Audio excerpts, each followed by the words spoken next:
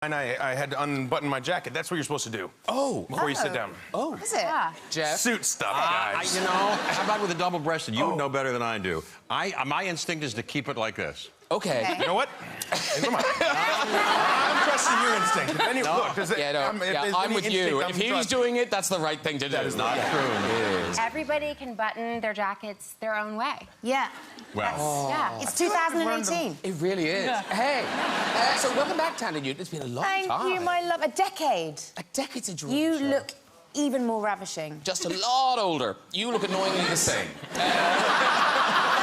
I was hoping you'd come on with a cane. Yeah. She's really aged. And also, congratulations, by the way, because since we last Line of Duty. How great was Thandie in Line of Duty? That was amazing. You see it? Oh. Did you see it? Every line. Are you serious? You saw I it? did not miss anything that you were in. Oh, stop it. Stop it. Line of Duty, though, guys, you won't have seen it because it's like a big sort of English sensation. It is, isn't it? Yeah, it is. It's the 4th season, and every season it's a new... Well, it's a bit much like Black Mirror. Every season it's a new anthology. kind of star, Yeah. you know. And, oh, my God, I had the best time. But people afterwards now are saying, oh, she's such a bitch. And, you know, I think I played it rather well, but every time someone says it to me, I feel awful.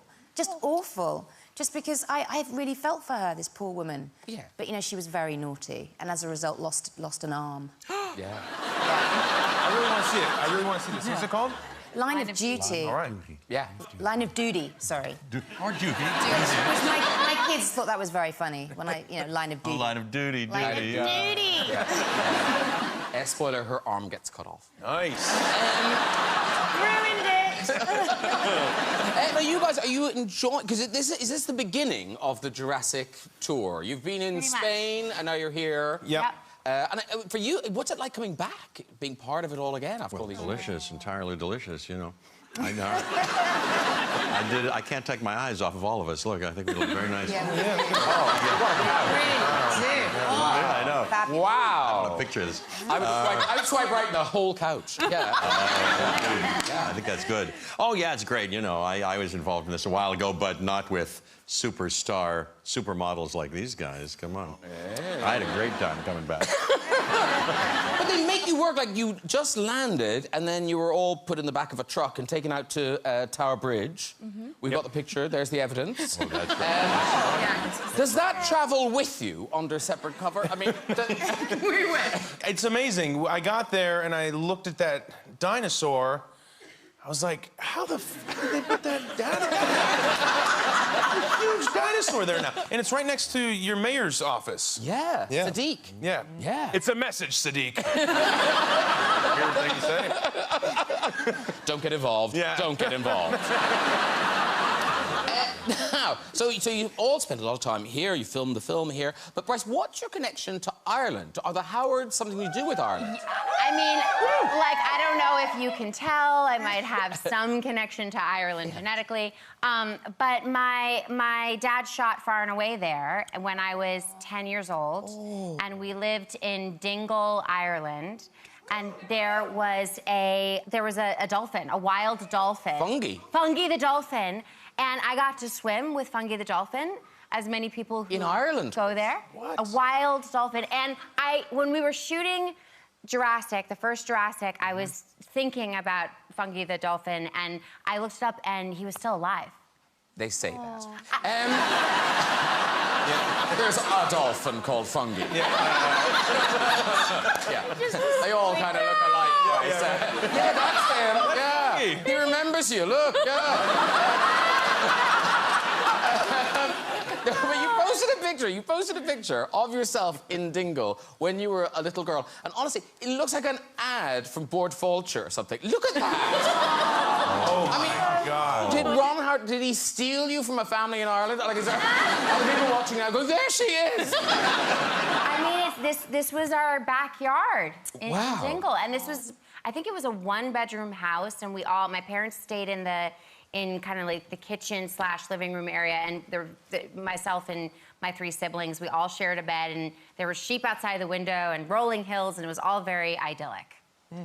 That does not smell of Hollywood glamour to me. So, anyone could say like that. That's terrible. Wow. But when it's a novelty, it's glamorous. Yes. Right. Yeah, it was fun. It was fun. And there was a dolphin involved. So, Yes. How bad could it be?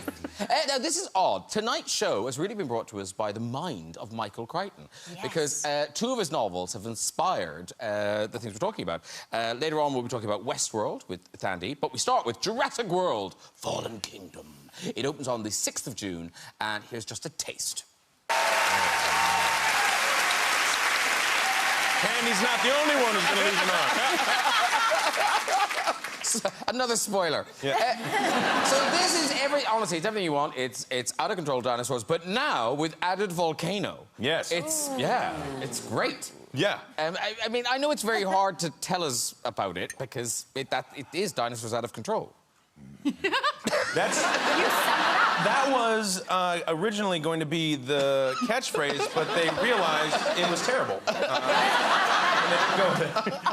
Jurassic World, dinosaurs out of control. Nope. No one responded positively in the test group to dinosaurs out of control. It's hard. I mean, the thing is I think everybody people have come to expect something from a Jurassic movie.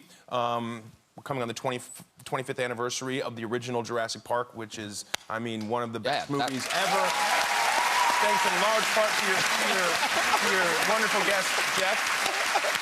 And so I think, you don't have to say too much, but it is important for us to acknowledge that there's this, catastrophic event that's destroying the island, and the story is expanding outward, and we're moving it off of the island. And obviously, Chris and Bryce, lots of action sequences, big chases and everything. Jeff, a lot of fine chair work from you. Thank you so much. Look, I can't get out of character. I still like to sit. I love to sit whenever I can.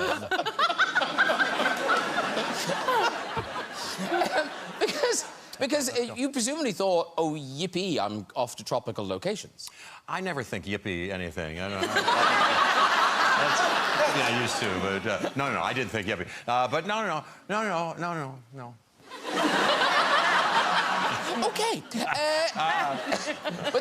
But there is a new thing in this one for both of you: the underwater sequence. Yeah. That looked hard. Oh dear. That was pretty difficult. It was a really technical, probably about a week at Pinewood, because we shot the film here in London, and it was all underwater. It's a sequence where this sphere falls off a cliff, and she and another actor by the name of Justice are stuck inside of the sphere, and I'm on the outside of the sphere trying to rescue them as it sinks, and water is filling up the gyrosphere, and at one point we're completely submerged in water, and... Yeah, we spent, I don't know, maybe a week or 8 days or 9 days we spent in water. Yeah. And it was, boy, I'll tell you, they put a lot of chlorine in the water because you've got a crew of 85 people just pissing this pool. No one ever got it. No. People, we didn't have time for people to pee. So you knew people were peeing? Oh, I'm certain of it. Did a look come across their faces? Huh? People would suddenly just...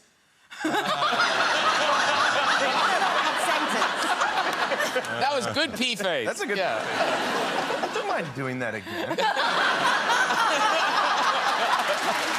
giveaway. She just made me tinkle a little bit. Just mid-sentence. Yeah, I tinkled a little bit when you... Well, I mean, help it. you pee. You're not supposed to pee in the pool, but no one got out, and I know because I had to be underwater with my eyes open, of course, as if I could see with my eyes open underwater. Chris, did you pee? I actually shit myself. Out of revenge. Time is money on a movie like this. Bryce, you were in the water. Well, I was trapped in this gyrosphere, right? In your defense. In my defense.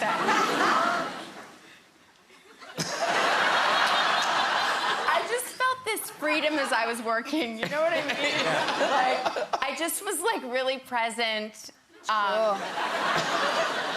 You didn't pee. Claire peed. Yes, there it is. Claire was panicked. Lost it. Yeah. She's such a good actress. Scared for her life. Yeah. Every time you've said that for the last, 7 months, I'm like... Wasn't happy. I'm just so deeply ashamed. Oh. forgive you. It's okay. But I really made an effort to stay as dehydrated as possible. Yes. The entire time. Now, we've got another clip. This is the two of you, and you are in some dino danger. It's everything you want. Wow. Isn't that amazing? That's got everything. Now, here's the thing. Jeff Goldblum, you would think you are so distinctive looking. You know, you see you and you kind of think, that is Jeff Goldblum, nobody else. And yet, so many men think they look like you. They wish. Well, Particularly if they wear glasses. If they wear glasses, they're on it. I guess. A lot of people come up to me, and in fact, and say, oh, my whole life I've been told I look exactly like you. That's so weird, isn't it? It's a little bit, but and to say it's a wide range of looking people, I must say. But I try to be diplomatic. I always say the same thing. Well, that's flattering to me, says I. Nice. I wish I looked like you. No, and he's not making up because people post it all the time. There's a guy... Well, there you go. That's you. Well, And in fairness, he does look a little like you. flattering to me. Flattering to me. And then there's this guy. He posted this one. There he goes. Oh, wait a minute. Now, I really could. That guy looks like some kind of like 50s heartthrob. Hey. He looks fantastic. Look at you! Looks like Look at you! Hey, well. Check that out. Yeah. And see this one. He's a bit like a man in glasses. Wait a minute. Hey, isn't that a young picture of Allen Ginsberg? Is it? I think that's a young Yeah, I picture of think Allen you're right. Ginsberg. He's been obsessed by you for years. The guy. Well, look him up. He wrote a famous poem called Howl. I'll bet you two could recite it and go. No, but I do have the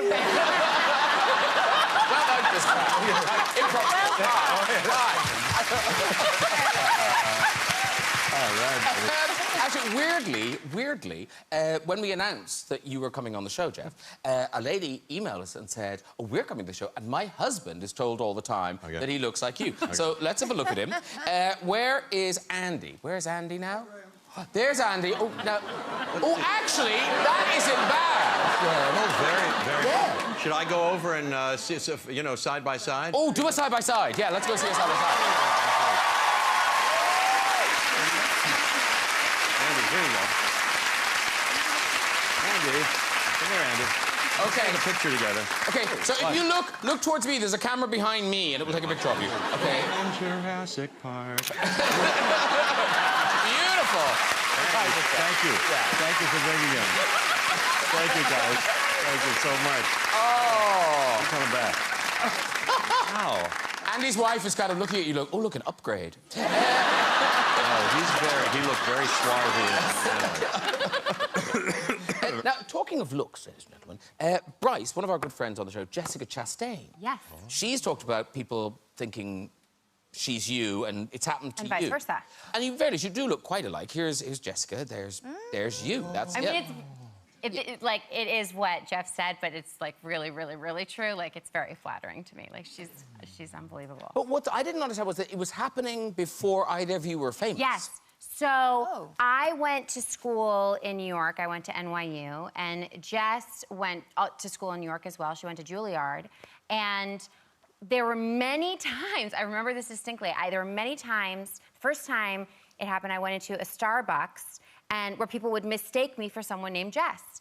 And so I went into a Starbucks and I went up to the cashier and I went to order something and he was like, no, Jess, your drink's over there. And I was like, oh, no, I haven't ordered yet. And he's like, pfft. Like, what are you That's so trying Jess. to be like? Well, You're so Jess. toying with me. And I just remember being kind of like, it was like a little unnerving because he was so certain that we were the same person. And then a lot of friends later in years to come would say, oh my gosh, there's this woman named Jessica Chastain and you guys are, you could totally be sisters. And yeah. And then what's weird is it happens to you as well, Thandie. Oh, a lot. Who's your lookalike? Zoe Saldana.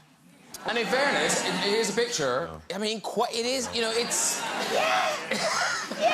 Even you can see it. I know. Yeah. Well, it happens when people to my face come and talk to me. People who I've known, like, for example, bless her heart, Victoria Beckham, who I've met a few times, OK?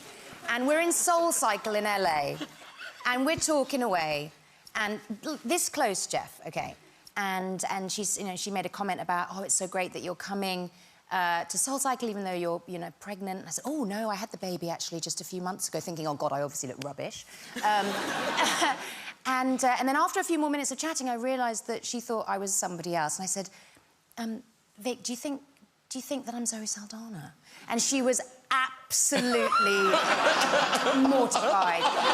Mortified. And, you know, it's all right, because obviously Zoe Saldana is an absolute rare beauty. Yeah. And, you know, but up close, come on. Come on. And I'm English. Next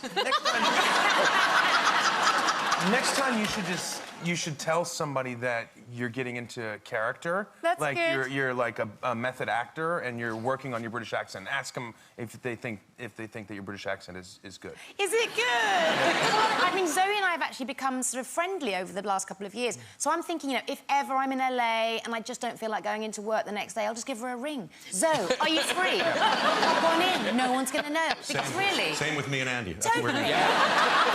We should use this to our advantage. Jurassic World 3, it's Andy. He's all over it. Ladies and gentlemen, Thandie Newton, currently starring in Season 2 of Westworld. It's Mondays at 9 on Sky Atlantic.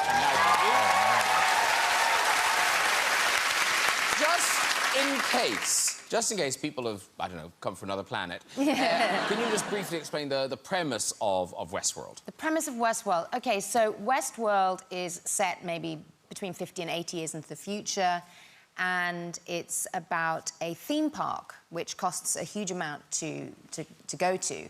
But basically, when you get there, it's populated by robots who are completely human-like. And it's sort of, you know, the cowboys and the madam in the saloon and the bevy of gorgeous prostitutes. And basically, when you're there for a stag weekend or whatever you want, you can do whatever you want with these robots.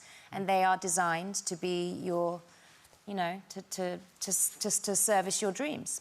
And so the idea is now that there's been a glitch, and... Almighty glitch. In Westworld. Yes. And the robots have come to realise that they're not human. At the end of Season 1, Maeve, my character, who was the madam of the saloon, and realised that in another storyline, she was actually a mother, and she feels this tremendous need to be with this daughter that she only dreams about, and she decides that she wants to be with her child at the end of Season 1, even though she wants to escape this awful place that lies to her and tells her that she's a mother when she isn't really.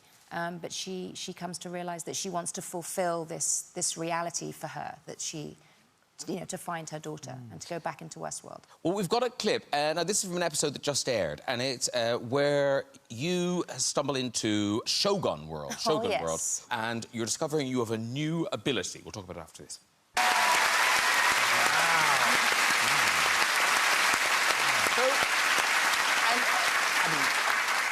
I only know this because I was told this, but that Japanese, it isn't just regular Japanese. No, it's not. It's traditional Japanese, which is so incredibly difficult to learn. But I imagine regular Japanese is quite hard. Yes, yes. Yeah, I mean, I didn't realise that I was being taught traditional Japanese until actors that came in to shoot Shogun World who spoke modern Japanese were like, oh, my God, how are you doing this? Because even for them, it was quite tricky. But yeah, it was amazing. Can you speak it a bit now? I can, yeah, I can actually. I can. I can't think of what I'd like you to say. Ketsumatsu o hanashimashou ka. Dewa katana o same hanashimau ka. Any idea? Chris is going, go. Did you just ask me on a date? Okay. No. Wow. How do I say okay in traditional Japanese? Let me respect. You could just say yes, which is hi. Hi.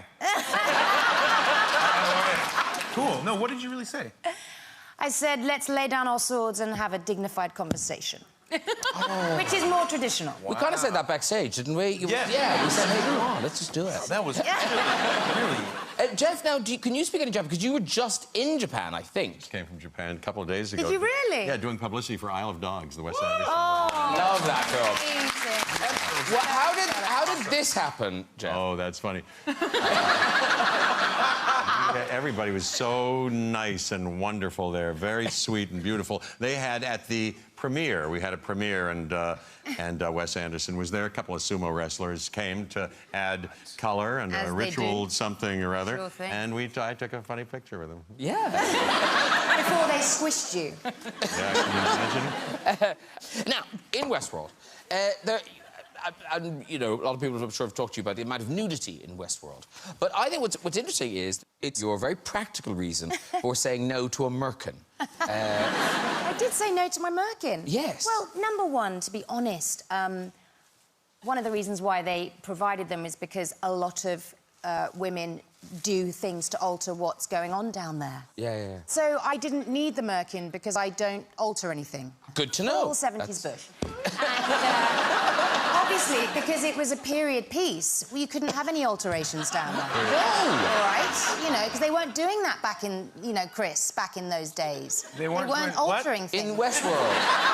You know, in saloons. Back in, you know, that time, the prairie, the wide open prairie, they weren't waxing and stripping and plucking and, you know, The guys on the stag doos would have complained. They would have done it. Yeah. Been like, what are you doing down there? This is so historically inaccurate. It's so... I can't. Yeah. Anyway. I want my money back.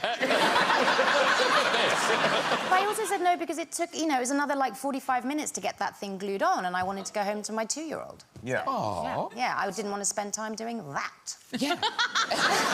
Is there? I know that it's probably has something to do with historical accuracy, but I think that also isn't there like a you guys? I don't. You're not as prudish as we are in the States, but there's something about a rating too, right? Like for a rated R thing, like I've heard there's like instances where they have to put merkins on women who would get a bikini wax because it's a rating thing. Like you can see a bush, but if you see one with no bush, then it's like somehow more salacious and can't pass the rating thing.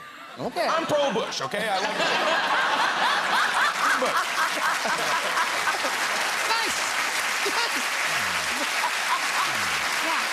I'm glad that you got it covered. Yeah, I'm glad we established. Yeah.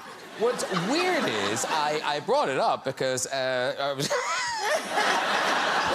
because you were rushing home. You were rushing home to your baby. Yes. So you've got a baby, but is it your daughter is now in movies? I know. We were all at Blinkin' Pinewood. While we were there, I was shooting Star Wars with your papa, who is the loveliest man. And you were shooting Jurassic World, and Tim Burton was shooting Dumbo, and my daughter is one of the leads in his new film, Dumbo. Yes. Wow. Yeah, and it was, like, really an accident. We just thought she'd maybe have a couple of days here and there, kids' part, and she's in it the whole way through, so I would meet her for lunch. You know, her in her costume, me in my costume. She's 12 years old. Oh, my God, it was adorable. Me dressed, you know, in my Val costume, you know, dun, dun, dun, dun, dun. And her in her, Tim Burton-esque, exquisite. Does it freak you out that your 12-year-old daughter is kind of entering this world? No, because she's got me. Doesn't freak me out one bit. So you got to get past me. And because in the Howard family, obviously your dad, Ron Howard, but there's a tradition that you appear. Yes. You appeared. How many of his films have you appeared in? Oh gosh, I mean, I don't know the number. I mean, it starts when you're 7 years old. But no, younger than that. We've got a picture of you on Cocoon. Oh, well, that's just me on the movie set. Oh, okay. So, yeah, we were just always on movie sets. That's just, like, that's where we were raised, and that's where we were comfortable. And, and we had to wait until we were 7 years old in order to, like, be in the movie. Like, it just as, like, an extra, you know. So is Parenthood your first one? Yes, that I was 7, and I was so excited. And it was an all-night Really shoot for changed 3 nights. at all. No, more or less the same. You picked a hairstyle, you've gone with it. This will do me for life. So cute. Jeff, you've got 2 sons. I think we've got a picture of you here just after you gave birth. Last time me giving birth. No, that's Charlie. He's now almost 3. He's 2.5, and yeah, that's us. Oh my God. That's so sweet. We have now 2. We have River Joe, who's 1, and he's 2.5. And is it Charlie who's like a sort of little mini-me? Well, but, yeah, a little bit. A little bit. You know, you say things, and then they repeat them. He says a couple of things that I say. My dad, and this is probably a regionalism, used to say asses and elbows, meaning we'd be in the kitchen washing pots and pans, and if I participated, I'd be kind of, and he'd come on, let's really get in there, asses and elbows, asses and elbows. So now, Charlie, I'm often in charge of seeing him brush his teeth and teaching him. That takes a while. So he kind of, you know, does a little bit of this, and I go, come on, asses and elbows, asses and elbows. And he says it's fun to hear him say asses and elbows. And then the other day, I heard him say, I guess I said it. He said, oh, yeah, I said, you like those pancakes? Yeah, never in my whole life have I had pancakes. I said, what'd you say? Never in my whole life. Yes, your young life, your long life. 2.5. In over 3.5 years. Yeah. So cute. But now, Chris, your son, it seems, remarkably unimpressed by your career. Yeah. Yeah. Yeah, he really couldn't care less. But isn't it the thing, like, he doesn't believe you're the real deal? Yeah. I mean, he's now, you know, he'll say he's 5 3/4, and he went to Universal the other day, Universal Studios in LA, theme park, had a good time, and came back, and he said, hey, Dad, guess what? Today, I saw the real Owen. Because, like, there's this guy at Universal who dresses up like my character from the movie, and the dinosaurs come out, and he's like, does this thing, and the kids, he's like, that's so funny. I saw the real one, Dad. So I was like, well, all right, yeah, you didn't see the real one. Well, but he's putting the work in. He's there every day. Yeah, right, yeah, it's true, actually, yeah. All year, he's there. It actually is true, yeah. But also, you obviously, you know, you have your parenting rules and all that, but apparently, the parenting rules change if you go fishing. Yes, that's right. That's right. I have a farm up in Washington State, and on this farm is a lake, and it's we fish a lot for bass on this lake, my son and I. And I had this rule with my old man, and I have it with my son, which is when you're fishing, you can swear. You can just swear when you're fishing. It's just the guys. Go ahead and let loose. And so we're out fishing. He catches a fish, and I'm trying to get him to take a picture with the fish before we let it go. And it flops out of his hands, and these bass have these little spines on their back. And the fin pokes him in the hand, falls in the water. He starts to cry. And he's like, oh. And I said, hey, buddy, are you all right? You all right? He said, oh, Dad, I'm about to swear. I said, hey, you know the rules. And he goes, that bass is stupid. Because, well, you know, I think we say, hey, don't say call someone stupid. That's bad. You shouldn't say that. And he continues to cry. I said, did you feel better? He said, a little bit stupid bass. And I was like, all right, buddy. Yeah, you know, now's the time. Get it out. And he goes, that stupid bass is a fucking pussy. I'm like, oh. All right. It was a little hard not to laugh at that one. Very good. Why don't we stick to stupid and damn, things like that? Hey, it's time for music. This man was lead singer of the multi-platinum selling glam rock band Scissor Sisters. Now he's back with his debut solo album, here performing his new single, Creep City. Please welcome Jake Shears! That's the single. That's the single. There's a ton of them. Okay. There's a load of them. There's a whole bunch in the can. Oh, but that one's out now, right? That one today, yeah. Okay. As of today. Today. Yes. And but ladies and gentlemen, that is just part of an album, your first solo album. Yeah. Yeah. They've been working on it for years. You can pre-order it now. That is the cover of Jake Shears. There he is. And it's out in August, I think? It comes out August 10th. Yeah, August 10th. But you can pre-order it now. You can pre-order it today. Today is the day, August 10th. Wow. And I'm so excited. It's so fucking good. I'm so excited. It's so good. I'm incredibly proud of it. I'm really proud of it. I've heard it. It's fantastic.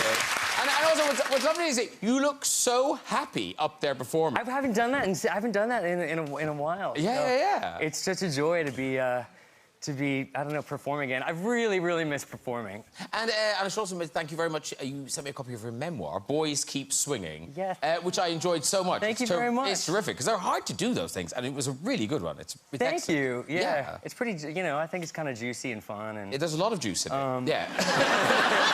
The album's almost like a memoir in itself, isn't it? It sounds kind of the like... last couple years. The book goes up to 2006, and the album is very much about. I moved to New Orleans 3 years ago and split my time between New Orleans and LA. So it's really about that sort of transition and yeah, being in a brand new city and. Yeah, so it's very autobiographical. I'm such a huge fan of yours. Oh, thank you very much. I feel a bit trembly. Oh. I love Scissor Sisters so much. It really defined a time in my life, so I'm very, very honoured. That's the great thing about music is it makes memories, and my goal always has been to make it accessible to as many people as possible and to make people feel good and to just, like, bring some joy into the world. And you're going to bring more joy to Britain because you're doing a tour here, right? It's just some shows. We're just starting playing shows in August, so tickets go on sale today. Okay, Yeah. so you can pre-order the album. It's a very busy day. Pre-order the album, then get that credit card, and you can buy tickets to go to see you gigging around the country. Yeah. Thank you so much for coming and Thank you doing all for that live having and everything. me. It was terrific. Jake, cheers, everybody. Tour, album, book, so busy. Right, that is nearly it. Before we go, time for a visit to the big red chair. Who's there? Hello. Hi. Hello. You're on. You're on. Who are you? Jodie. Jodie, lovely. And what do you do, Jodie? I work in e-commerce. In e-commerce? Yeah. I'm fascinating. OK, off you go with your story. So, when I was in university, we went on a typical night out.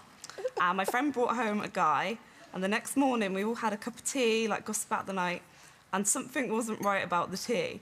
So then my friend went to go look in the kettle, and inside the kettle was the used condom. Right